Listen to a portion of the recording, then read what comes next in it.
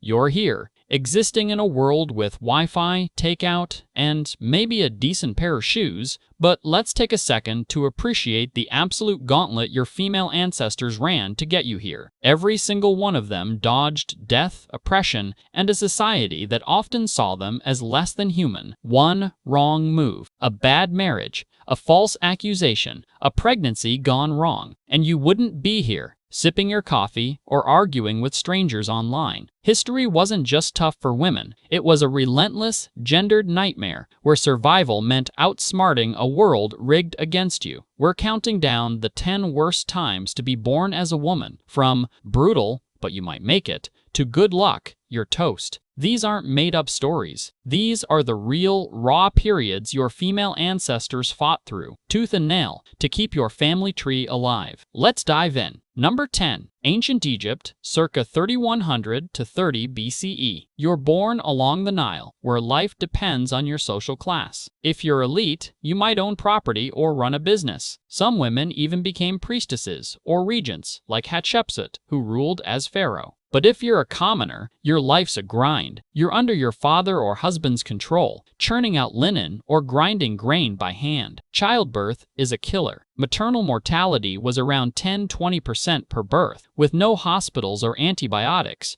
just midwives praying to Isis. Infections like puerperal fever could take you out days after delivery. If you're royal, sibling marriage might be your fate to keep the bloodline pure, raising risks of genetic issues. Education? Forget it, unless you're high-born and lucky. Violence wasn't uncommon. Domestic abuse was rarely addressed, and war or famine could leave you vulnerable to assault or starvation. Your ancestors survived by mastering domestic skills, navigating social hierarchies, and sheer grit, passing down the resilience that kept your line going. Number 9. The Victorian Era, 1837 to 1901. Picture yourself in London or Boston, laced into a corset that's crushing your lungs and possibly cracking your ribs. Society's got you pegged as the angel of the house. Your job is to be pure, quiet, and obedient. If you're married, you're legally invisible under coverture laws. Your husband controls your money, kids, and decisions.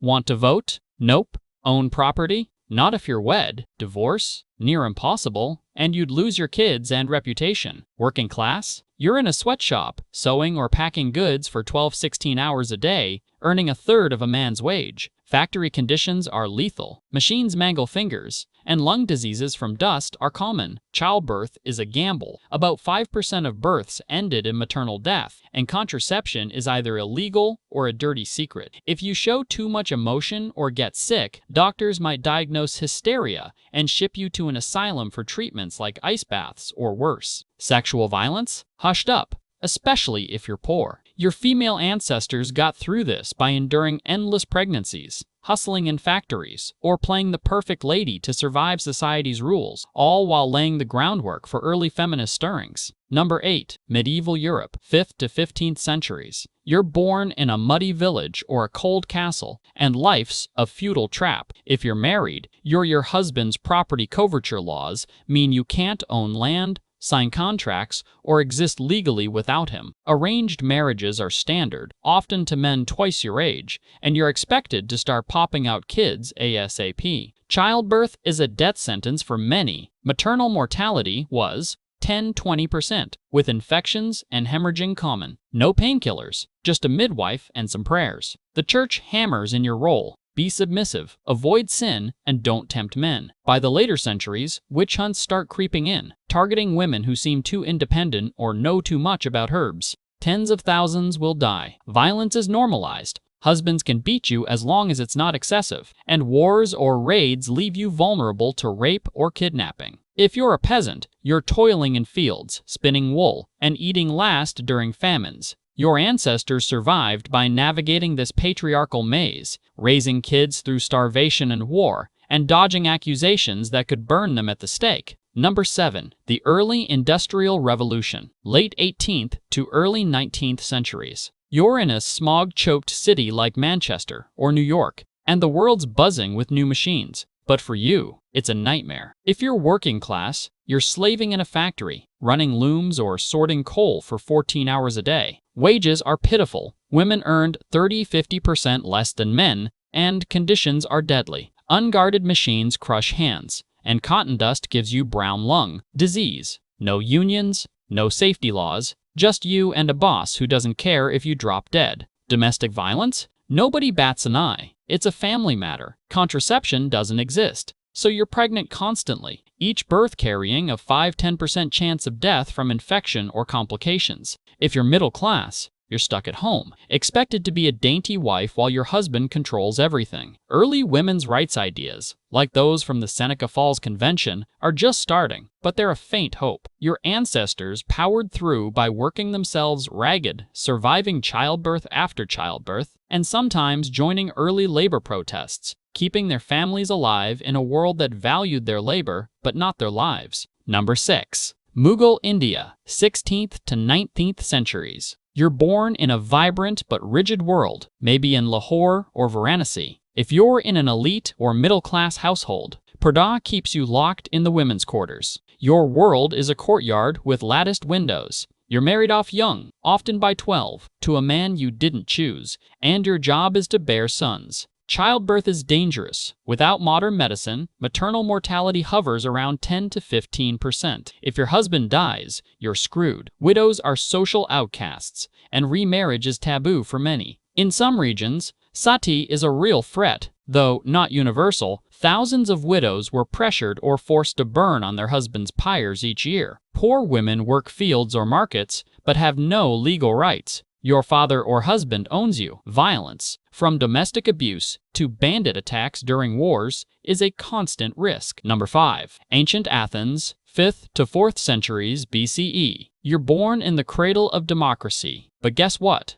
Democracy's not for you. Women are confined to the home, expected to cook, weave, and raise kids, while men debate philosophy in the agora. You're your father's or husband's property. Literally. You can't vote, own land, or step into public life without a male escort. Child marriage is the norm. Girls as young as 14 are wed to men in their 30s. Childbirth is a killer, with no real medical care. Midwives rely on herbs and superstition, and maternal mortality is high, around 15%. If you're not popping out kids, you're useless to society. Education? That's for men. Your role is to stay silent and invisible, and any hint of independence could spark scandal or punishment. Violence, especially in wartime, means rape or enslavement if your city falls to rivals like Sparta. Your female ancestors survived by mastering domestic skills, navigating strict social codes, and enduring a system that saw them as little more than breeding machines.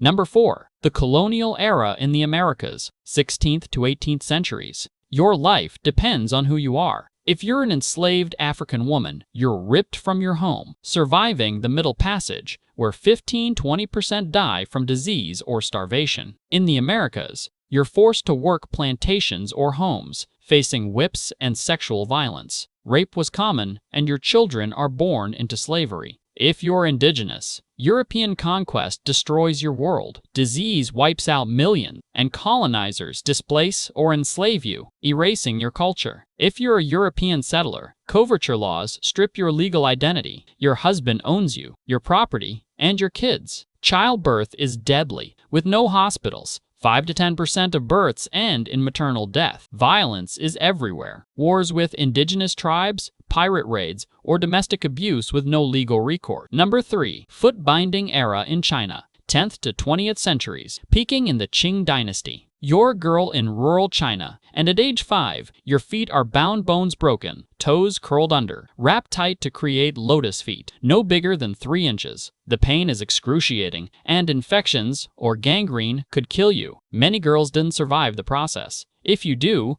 you're crippled for life, barely able to walk, a symbol of beauty and obedience. You're confined to the home, weaving or sewing, with no education or independence. Arranged marriages are your fate, often as a concubine to a wealthy man, and female infanticide is rampant. Girls are less valued than boys. Childbirth is risky, with maternal mortality around 10–15% due to poor medical care. If you're poor, you might escape footbinding to work fields, but you're still under patriarchal control, with no legal rights. Number 2. Sub-Saharan Africa during the height of the transatlantic slave trade, 16th to 19th centuries. You're in a village in modern-day Ghana or Angola, farming or trading, when raiders strike. You're chained, marched to a coastal fort, and packed onto a slave ship. The Middle Passage is a death trap. 20% die from dysentery, smallpox, or despair. If you survive, you're in the Americas or Caribbean, forced to toil in fields or homes under constant threat of the whip. Sexual violence is rampant. Enslavers rape women to produce more slaves, and your children are sold away. Resistance means death or torture, yet some women poison food or lead revolts. If you're not enslaved, raids destabilize your village, leaving you vulnerable to violence or starvation. Patriarchal tribal structures often limit your power, and there's no legal protection. Number 1. World War II, Occupied Territories, 1939 to 1945. You're a woman in Nazi-occupied Poland or Japanese-occupied Korea, and life is a waking nightmare. Mass sexual violence is everywhere. Soviet or Axis soldiers rape hundreds of thousands, from Berlin to Nanjing. In Japanese-occupied areas, you might be forced into comfort stations, where up to 200,000 women, mostly Korean and Chinese, were enslaved for military prostitution, enduring daily assaults. Food shortages mean you're starving, scavenging for scraps while prioritizing men and children. Forced labor is common. Women in occupied Europe were sent to factories or camps, working until collapse. If you're Jewish or Roma, you face genocide.